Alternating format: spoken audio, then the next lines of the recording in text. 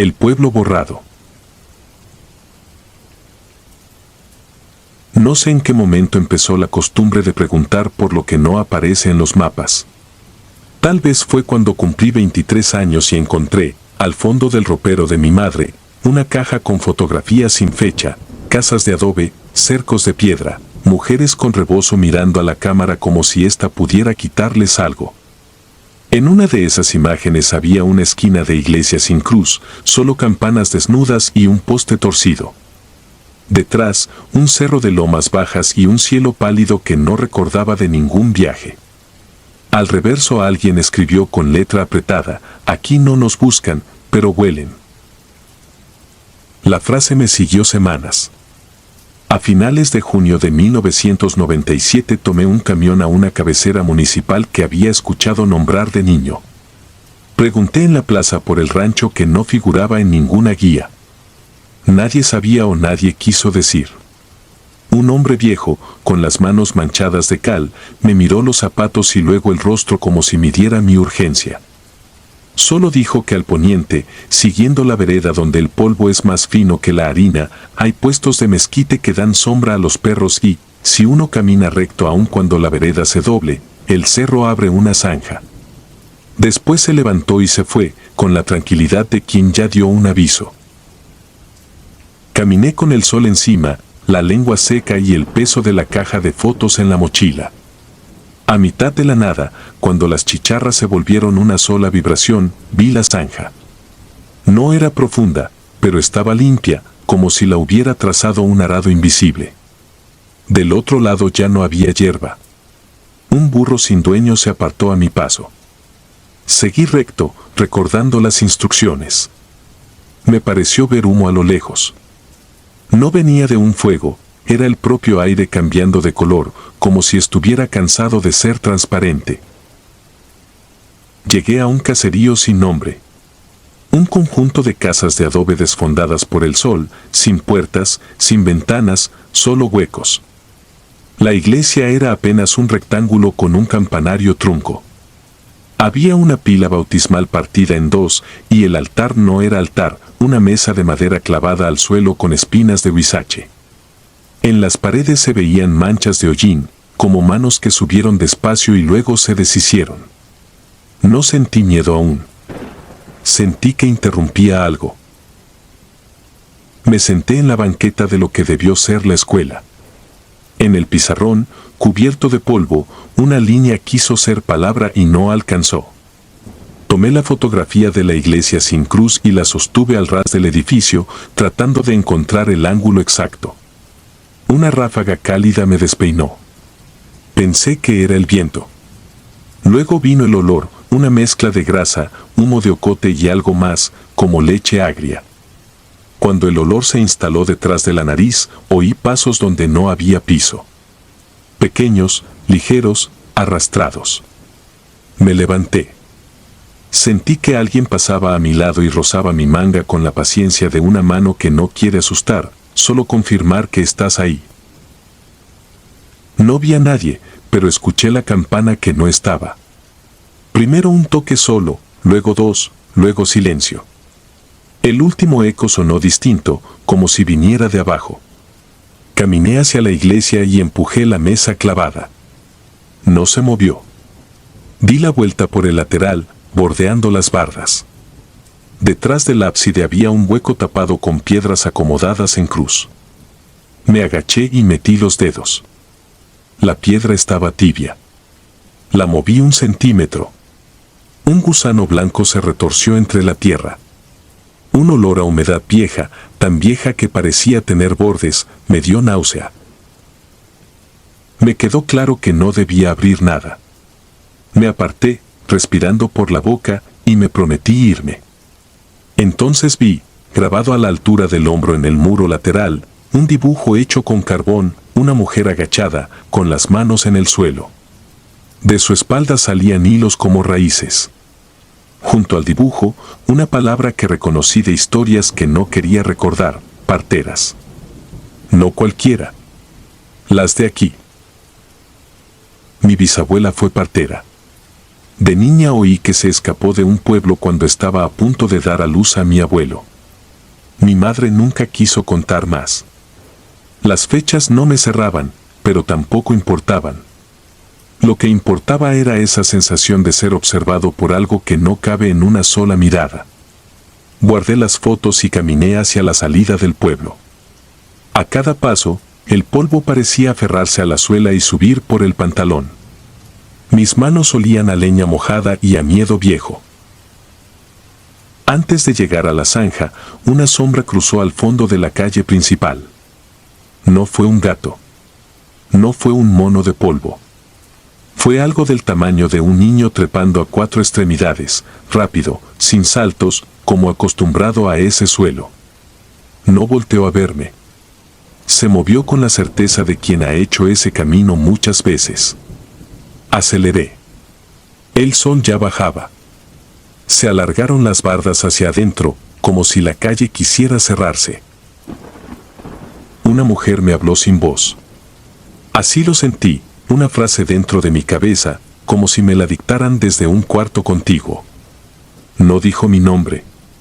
Dijo que los que nacieron aquí no se van del todo. Dijo que cuando el aire se vuelve pesado y el olor recuerda lo que hay debajo, los que quedan vuelven a contar. Que este era un lugar de nacimientos vendidos y de pactos firmados con saliva y rezos incompletos. Dijo que no mirara hacia el corral del norte si oía balidos de noche.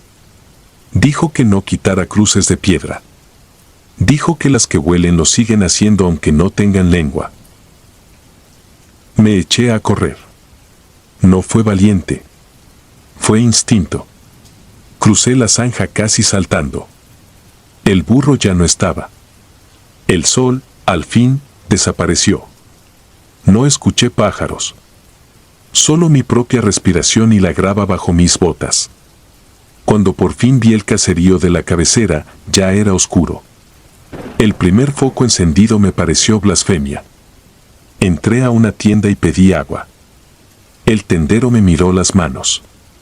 Me dijo que lavara bien, que el olor se pega y que ellas se agarran de lo que uno trae.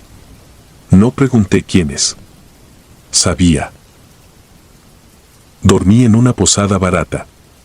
Soñé con una fila de mujeres sentadas alrededor de una tina negra. Las manos dentro, moviendo algo que no quise identificar. Una canturreaba sin voz. Otra masticaba hojas. La tercera olía el aire como quien busca el origen de un derrame de gas. La cuarta me miraba sin pestañas. Desperté con la almohada húmeda. Me dolía la lengua, como si hubiera estado presionando palabras contra los dientes. Volví a casa en el primer camión. La ciudad parecía demasiado brillante. Fui directo a ver a mi abuelo. Lo encontré dormido, con la respiración áspera. En su mesa de noche, una estampita rota de San Ramón Nonnato, el que calla bocas y protege embarazos. Por primera vez, sin saber si él me oía, conté lo que vi. No hubo respuesta. Solo ese silbido del aire que entra mal. Tomé la estampita. En el reverso mi bisabuela había escrito una fecha, 1933.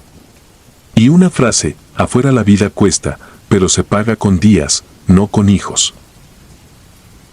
Los días siguientes fueron una colección de pequeños accidentes. Alguien golpeó la puerta de madrugada y no había nadie. Un frasco de vidrio estalló en la alacena cuando yo estaba en otra habitación. Un gato que nunca había visto se sentó en la banqueta y maulló sin sonido, con la boca abierta. Mi madre me preguntó si había traído algo del rancho. No supe qué responder. El olor a ocote mojado regresaba a ciertas horas, sobre todo cuando el viento del norte se metía por la rendija del pasillo. Una noche oí un repiqueteo suave, como uñas contra lámina. Venía del patio. Salí con una linterna. Vi marcas sobre el cemento, curvas, enredándose unas con otras. Pasaron cerca de mis pies y siguieron hacia la calle. Apagué la linterna. El silencio se hizo lleno, como agua. Sentí que si decía una palabra le daría forma a lo que no quería que la tuviera. Cerré la puerta y me senté en la cocina, con las manos sobre la mesa. El olor a leche agria creció, se metió hasta la garganta, me hizo llorar sin lágrimas. No sé cuánto tiempo pasó hasta que el aire se aligeró. Abrí la ventana del fregadero. Afuera la calle estaba quieta, pero el foco del poste vibraba sin viento. En el vidrio quedó marcada mi respiración. Me pareció ver, detrás de mi reflejo, la esquina de una iglesia sin cruz. Apagué la luz y me quedé a oscuras, mirando el rectángulo de noche. Pensé en la zanja, en la pila bautismal rota, en la mesa clavada con espinas. Pensé en lo que no quise destapar. Entendí que había cruzado una línea sin saber y que, como dijo la voz, los que nacieron ahí no se van del todo. Yo no nací ahí, pero alguien de mi sangre sí. Y la sangre recuerda más que la cabeza. Empecé a dejar sal derramada en las puertas. No por religión, por dejarlas ocupadas. Colgué rebozos viejos en la cabecera de la cama. Saqué de la caja de fotos la imagen de la iglesia sin cruz y la puse al revés en el cajón. Cambié el orden de los muebles. Un vecino me dijo que eso sirve para desorientar a lo que entra buscando camino aprendido. Por 2 semanas el olor disminuyó. Los ruidos se hicieron menos. El gato dejó de venir. Pensé que había quedado lejos. Me permití volver a dormir sin el cuerpo en alerta. La noche antes de que mi abuelo muriera, oí el toque de una campana que no existe. 1, 2, silencio. El segundo eco llegó desde el piso, igual que allá. Fui a su cuarto. Estaba despierto, con los ojos muy abiertos, más claro que en meses. Me tomó la mano, apretó con fuerza. No habló. Movió la cabeza despacio, como quien confirma algo. Luego señaló mi pecho. Con el dedo dibujó una cruz al revés. No supe si rechazar el gesto o agradecerlo. Cuando quise decir que todo estaba bien, que aquí ya no, entendí que no era a mí. Estaba pidiendo perdón por lo que no dijo a tiempo. Cerró los ojos y ya no los abrió. No volví al pueblo. No me interesa comprobar si todavía huele. No me interesa decidir si las mujeres de la foto eran brujas o parteras o las dos cosas. Me basta con saber que hay lugares que se sostienen por acuerdos viejos y que romperlos, aunque sea con las manos vacías, tiene un costo que se paga en días y en puertas que no cierran. Cuando alguien me pregunta de dónde vengo, digo la ciudad y el barrio. Si insisten, muestro la caja de fotos y les cuento la historia como si no fuera mía, como si la hubiera escuchado en una estación de autobuses, como si el olor solo fuera memoria. Pero a veces, cuando lavo los platos y el agua corre clara y sin espuma, me llega ese filo de leche agria y ocote. Sé entonces que no hay mapas suficientes. Que hay pueblos enteros escondidos entre 2 pasos de zanja. Que la sangre se aprende el camino antes que la cabeza. Cierro la llave. Escucho. No digo nada. Porque aquí, igual que allá, alguien siempre está oliendo. Y no conviene darles la palabra.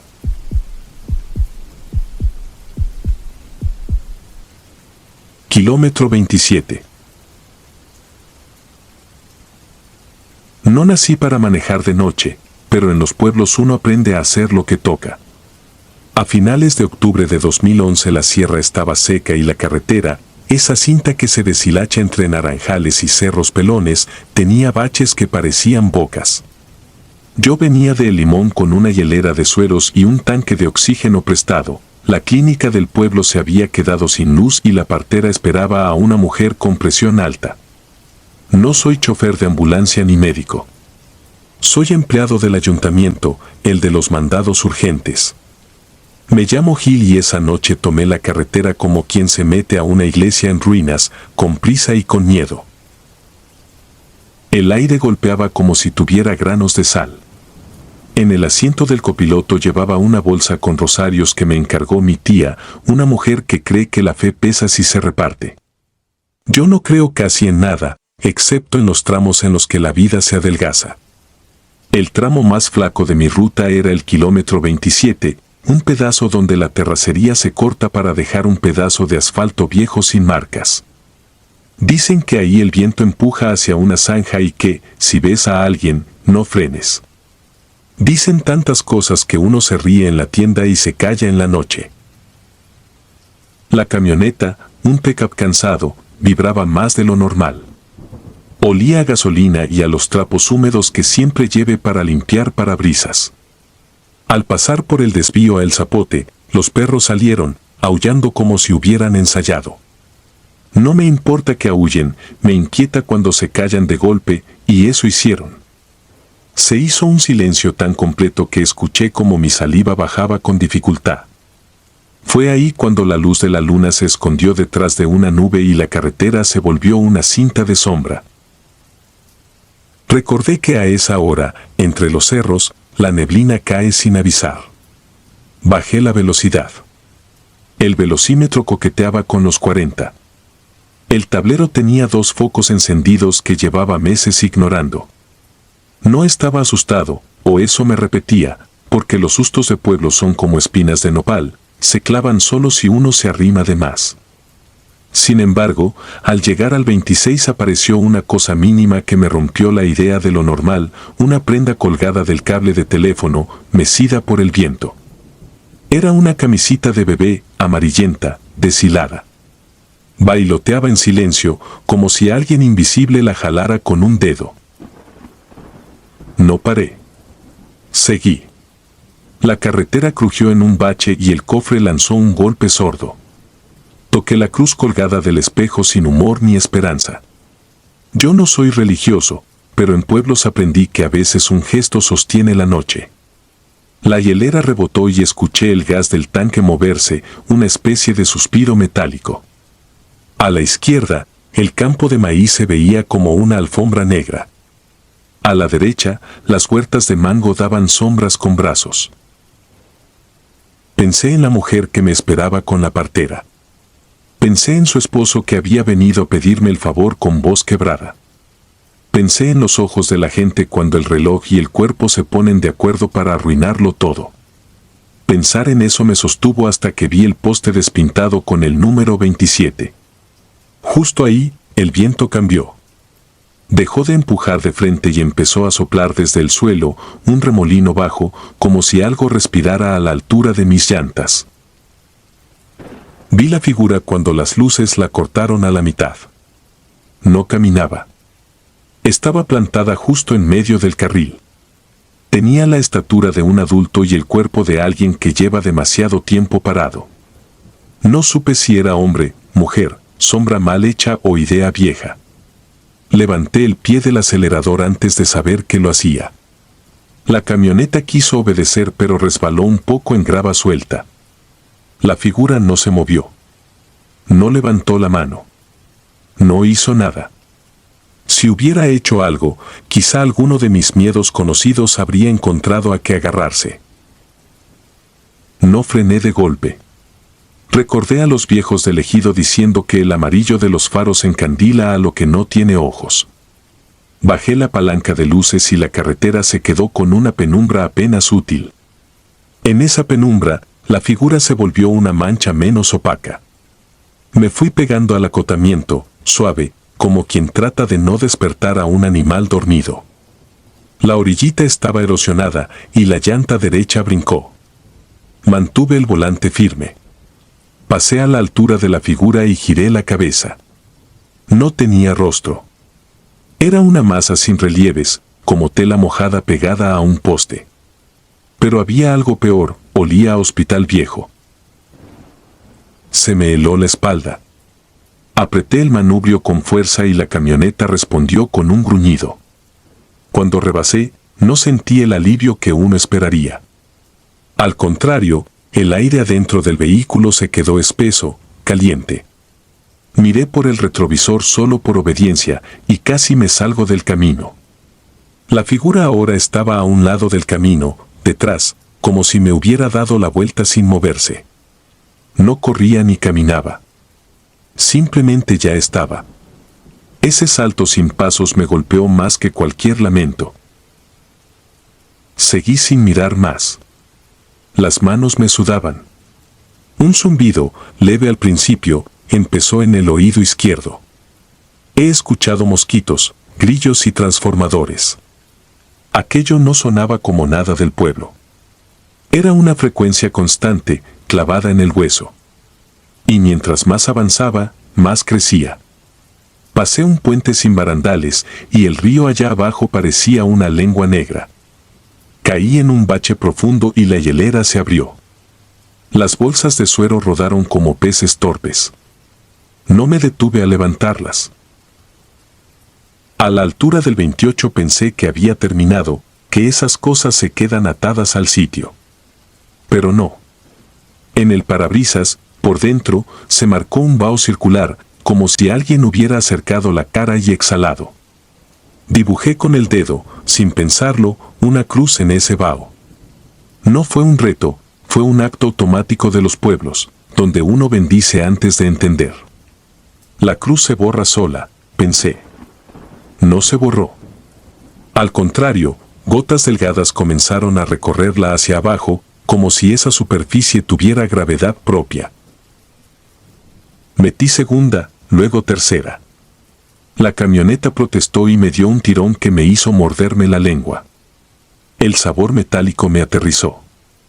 Fijé la vista en la curva larga que anuncia la entrada al llano. A la izquierda aparece un mezquite cargado de botellas colgando. Dicen que las botellas atrapan espíritus y el viento entra silbando. Esa noche no silbaban. Chocaban entre sí, secas, haciendo un sonido opaco, como dientes golpeando.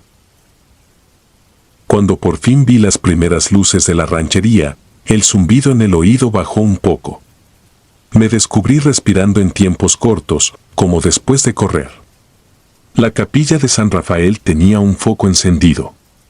Frente a la capilla, la silueta del maestro Toño fumaba en su banca de siempre. Le toqué el claxon para que supiera que era yo. Levantó la mano. La bajó en el acto. Se quedó mirando detrás de mí, no a mí. Se le cayó el cigarro. Yo quería no voltear, pero volteé. La carretera detrás de la camioneta estaba vacía. Vacía de cosas. Vacía de viento. Vacía de nada. Solo el foco de la capilla, que pareció temblar. Aparqué frente a la clínica. La partera, doña Nereida, salió con su bata floreada y me pidió el oxígeno con esa voz que no acepta dilaciones. Entré con el tanque a la sala donde la mujer respiraba a golpes. El esposo me agradeció con un apretón corto. Los sueros los juntamos del piso, uno por uno. La partera no me miró hasta que todo estuvo conectado. Cuando lo hizo, ladeó la cabeza, como los pájaros que escuchan bajo tierra. Me preguntó si había pasado por el 27. Asentí. Dijo que la noche anterior habían velado a un bebé. Que su padre se fue con el féretro rumbo a otro pueblo y se le ponchó la llanta justo ahí, que esperó y esperó sin que pasara un alma. Que cuando por fin llegó ayuda ya no había sitio en el panteón de allá y se lo devolvieron. Que a veces el camino devuelve. No dije nada. No hacía falta. Me quedé afuera, en la banqueta, sentado, con las palmas abiertas sobre las rodillas.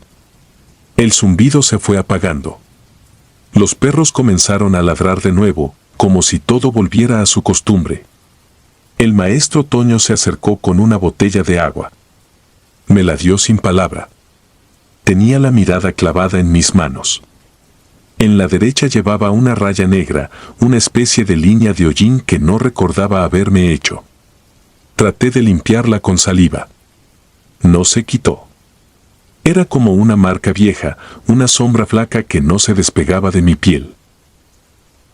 A las 2 de la mañana, el llanto del recién nacido pegó en las paredes de la clínica como un eco querido. Me quedé quieto. El pueblo tiene pocos sonidos que de veras limpian. Ese es uno. El llanto se repitió 3 veces y luego se volvió un resuello tranquilo. La puerta se abrió y el padre, con los ojos rojos, me abrazó con torpeza. Olía a tierra mojada aunque no había llovido. Me dijo que gracias. Yo asentí. Sentí alivio, pero era un alivio desgastado. Salí a la calle. El aire estaba frío. Caminé hasta la camioneta. Encendí el motor y me quedé un buen rato sin moverla. Le di la vuelta al espejo retrovisor. La cruz de vaho en el parabrisas amanecía deshecha por el fresco. Las gotas habían corrido formando una figura sin contornos, una especie de óvalo torcido. No supe por qué me incliné a olerlo. Olía, otra vez, a hospital viejo. Se me encogió el estómago. Arranqué, porque a veces solo queda avanzar un poco y ver si el camino vuelve a parecer camino. Al pasar junto a la capilla, el foco parpadeó. Toqué el claxon por inercia. Nadie contestó. Regresé al amanecer. El sol, rasposo y tibio, hizo que todo se viera normal. El mezquite de las botellas sonaba apenas. El poste con el 27 parecía un palo más. No había camisitas colgadas en cables. No había vaho en mi vidrio. No había nada. En medio de la carretera, sin embargo, vi un círculo de tierra más clara, como si alguien hubiera estado parado demasiado tiempo en un solo sitio. Le pasé a un lado sin hacer ruido, con el motor casi mudo. No miré atrás. Llegué a casa, dejé la camioneta en la sombra y me lavé las manos con jabón de barra hasta que los dedos se me arrugaron. La raya negra no se quitó ese día. Tampoco la semana que siguió. Un mes después, la partera me dijo que el niño de esa noche tenía una mirada que parecía recordar. No pregunté más. Dejé de pasar por el 27 cuando podía. Cuando no podía, cambiaba la luz a la penumbra y soltaba el volante lo suficiente para no pelear con el viento bajo. Nunca conté nada de esto en la tienda. Ahí nos reímos de otras cosas. Pero en la noche, cuando el viento cambia y las botellas no cantan, me despierto con un zumbido metido en el hueso y con el olor de hospital viejo en la garganta. Me levanto, voy al patio y me siento a esperarlo. No tarda. El aire sopla desde el suelo y me acaricia los tobillos. Y yo, que no creo casi en nada, hago el gesto torpe de tocar la cruz colgada en el clavo de la puerta, como si ese peso repartido pudiera sostener una carretera entera y a lo que no tiene ojos. Porque a veces el camino devuelve y uno solo aprende a pasar bajando la luz. La casa que llora. Volví a mi pueblo en 2009 con el pretexto de ayudar a mi madre a cerrar la tienda de abarrotes después de que la operaran de la vesícula. La verdad era que me estaba ahogando en la ciudad, el ruido no me dejaba dormir y el trabajo de guardia de seguridad me había dejado un zumbido en la cabeza que no cedía. San Miguel de la Cañada es un caserío chiquito en Durango, pegado a la carretera vieja y a un arroyo que solo lleva agua cuando se desborda el cielo.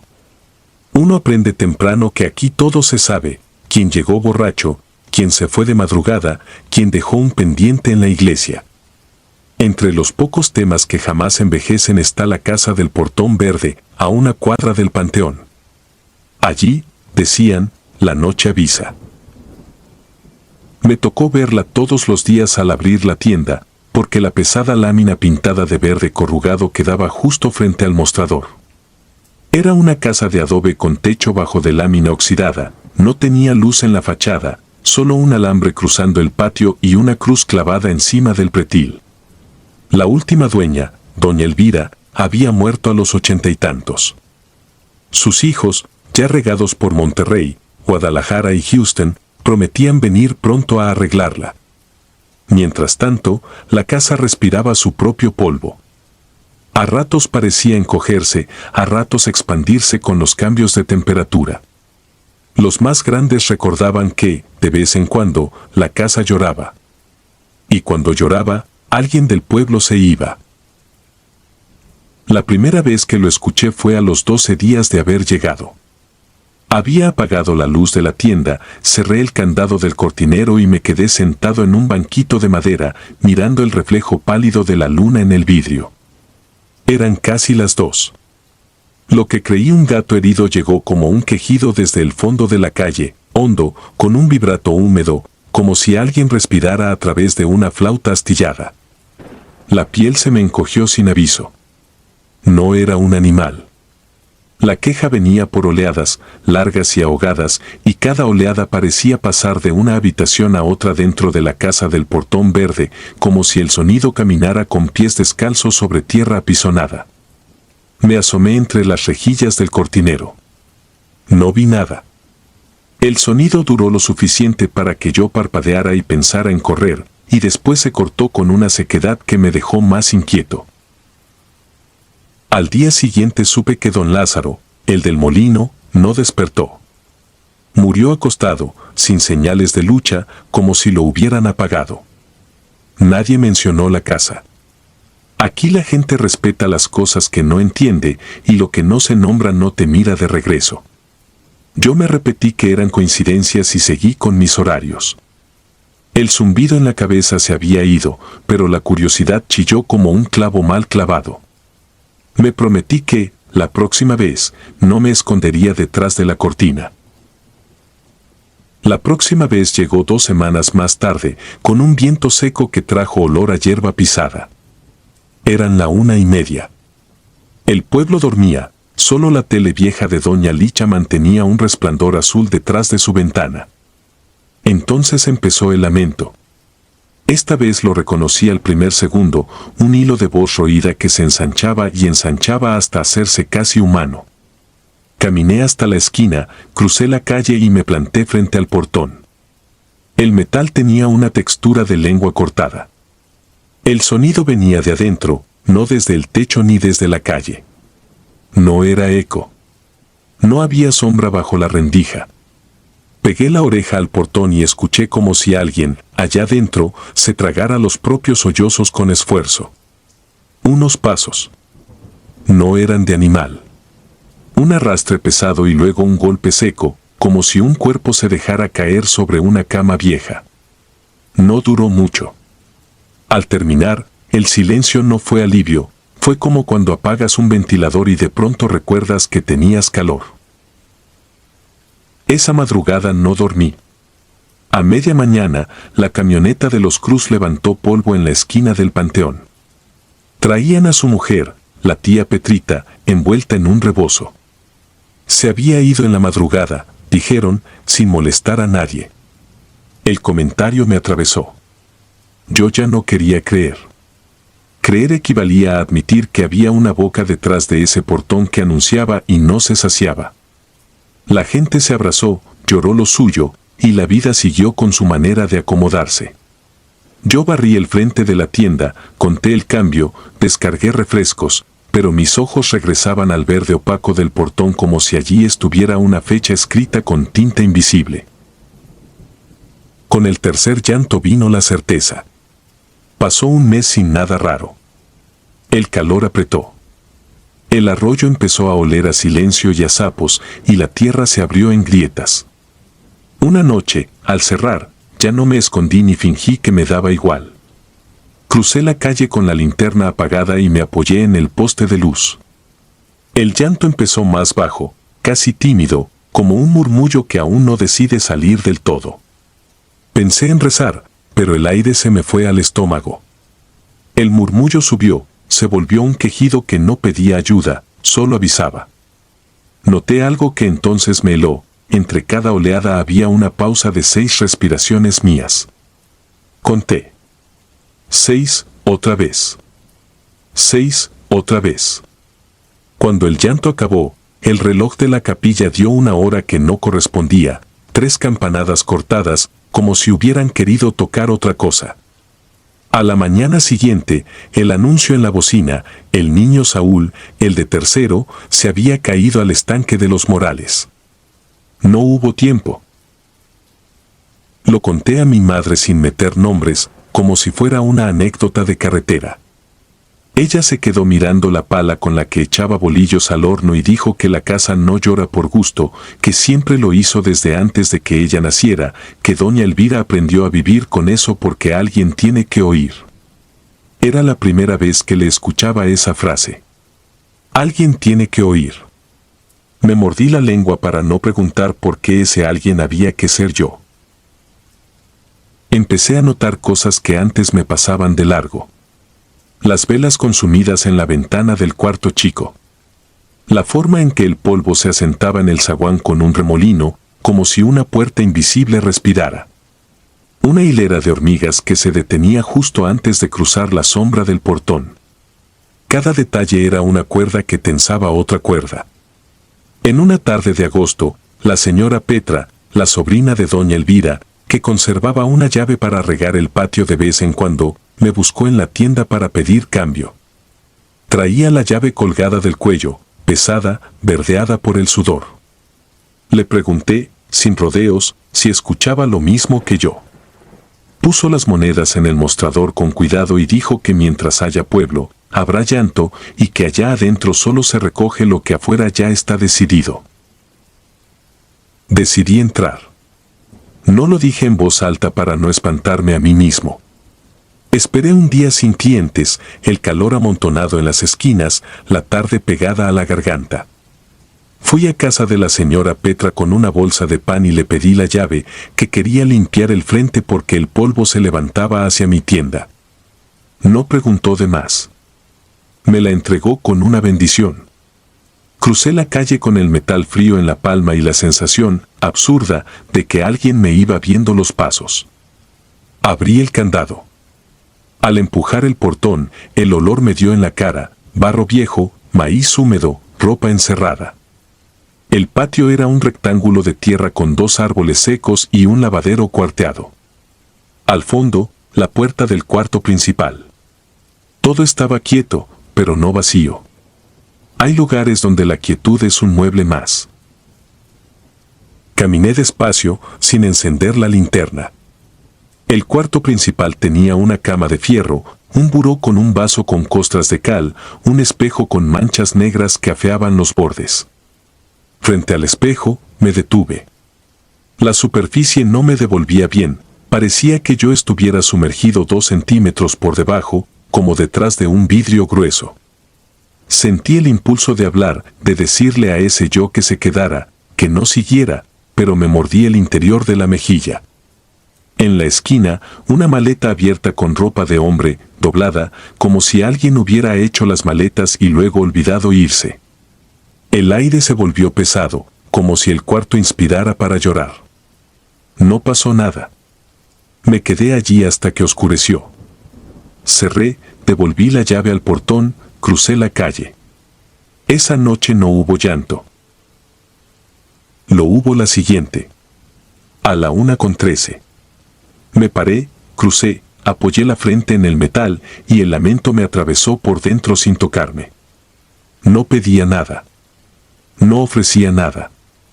Era un sonido que existía para que existiera el hilo entre 2 puntos, la casa y el nombre que esa noche dejaría de pronunciarse. Conté las 6 respiraciones.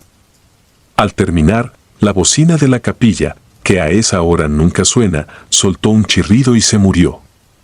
Al amanecer, el pueblo chamuscado de sol, me enteré, la señora Petra, la de la llave, se había ido mientras dormía. No entré a la casa en el entierro. Me quedé al umbral, con el sol rebotando en la chapa. La hija de la señora, entre lágrimas, me preguntó si quería quedarme con la llave mientras se arreglaban papeles. No supe decir que no. La llave se quedó colgada detrás del mostrador, entre los costales de azúcar y los ganchos de bolsas.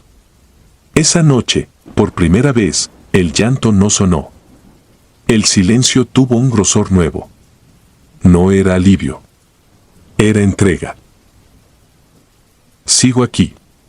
La tienda abre a las 7, cierra cuando el último se va. La llave del portón verde me pesa en la espalda aunque no la traiga encima. He entendido, a mi modo, lo que mi madre quiso decir, alguien tiene que oír. No para salvar a nadie, no para negociar con lo que ya está escrito, sino para que el pueblo no se rompa al medio entre lo que pasa adentro y lo que pasa afuera. Cuando la casa llora, voy, pongo la frente en el metal, cuento 6 respiraciones y espero a que se corte. Luego regreso, pongo café y me siento a escuchar cómo, muy lejos, los perros empiezan a ladrar sin saber por qué. No acostumbro contarle esto a nadie. Usted me lo pidió. Se lo entrego como me llega, sin adornos, con la tierra todavía pegada.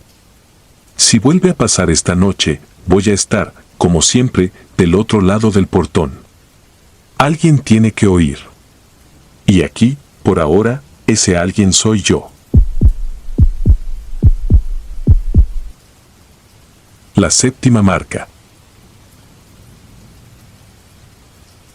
Crecí escuchando historias de pueblos donde las noches parecían no terminar nunca, donde el silencio pesaba tanto que incluso los grillos parecían callar de miedo.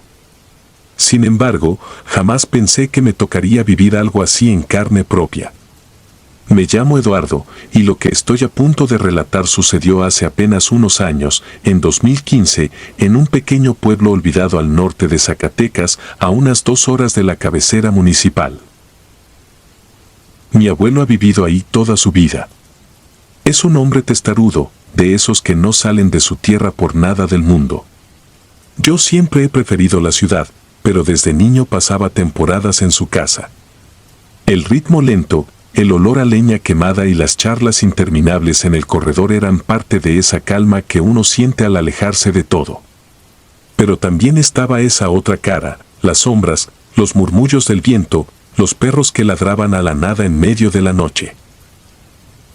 Mi abuelo nunca habla mucho de lo que ocurre en el pueblo, pero aquella tarde de agosto, durante una llamada telefónica, lo sentí extraño. Me dijo con un tono seco: Eduardo, ya encontraron la sexta marca. Al principio no entendí, pensé que hablaba de algún terreno, de una cerca vieja. Pero noté en su voz algo distinto, como un peso que no sabía poner en palabras. Me pidió que fuera a verlo lo más pronto posible. Accedí, aunque más por curiosidad que por preocupación. Tomé un autobús y llegué a su casa al caer la tarde. El pueblo seguía igual, calles de tierra, casas bajas y un aire pesado que parecía estancado desde hacía décadas. Sin embargo, la gente no me recibió como otras veces, nadie sonrió ni me saludó. Era como si todos arrastraran un miedo que no se atrevía a nombrarse. Esa noche, frente al fogón, mi abuelo me explicó. El pueblo había sido fundado sobre un terreno extraño. Cuando llegaron los primeros habitantes, hace más de 100 años, lo encontraron prácticamente desierto, pero lleno de señales de algo macabro. Animales muertos en grupos, chozas a medio caer y un hedor insoportable que, decían, era azufre. Aún así, decidieron quedarse y levantar ahí sus casas. Con el tiempo descubrieron que en las noches aparecía gente en los alrededores. Venían de los cerros y nunca mostraban el rostro. No hablaban con nadie, solo realizaban rituales a las orillas del pueblo y dejaban animales degollados. La gente se asustó, pero no se fueron, se aferraron a quedarse. Fue entonces que un sacerdote, alertado por lo que ocurría, les dijo que había una manera de protegerse: tallar 7 tablas de mezquite con pasajes específicos de la Biblia. Después de bendecirlas, debían colocarlas en puntos estratégicos alrededor del pueblo, formando un círculo protector. Nadie debía conocer su ubicación exacta salvo 2 hombres de confianza. Aquella protección, decía el cura, solo podría romperse si alguien encontraba todas las tablas y las destruía en ese mismo lugar. Por generaciones, la historia quedó en el olvido. El pueblo creció lento, aislado, pero en calma. Hasta hace unos años. Primero apareció la primera tabla, rota y carbonizada, en la plaza principal. Nadie supo quién la había encontrado, pero desde entonces comenzaron a ocurrir cosas extrañas: sombras al caer la noche, enfermedades repentinas, animales que amanecían sin vida. Luego apareció la segunda, la tercera, y así hasta llegar a la sexta. Cada una destruida, cada una dejada a la vista de todos como un aviso. Cuando mi abuelo me dijo eso, sentí un escalofrío recorrerme la espalda. Lo peor era que nadie sabía quién estaba buscando las tablas ni qué pretendían desatar al destruirlas. Me quedé en su casa esa noche. Dormí en el cuarto de siempre, con la ventana que da al campo. El silencio era tan profundo que podía escuchar el crujido de la madera. No sé qué hora era cuando abrí los ojos de golpe. Los perros ladraban como enloquecidos, pero no hacia la calle, sino hacia el monte, como si algo se moviera ahí afuera. Me levanté y, sin pensarlo demasiado, miré por la ventana. Lo que vi todavía me persigue. A lo lejos, en la colina, varias siluetas se movían en fila, bajando hacia el pueblo. Llevaban antorchas y algo en sus manos que brillaba con la luz del fuego. Eran figuras altas, cubiertas con túnicas oscuras.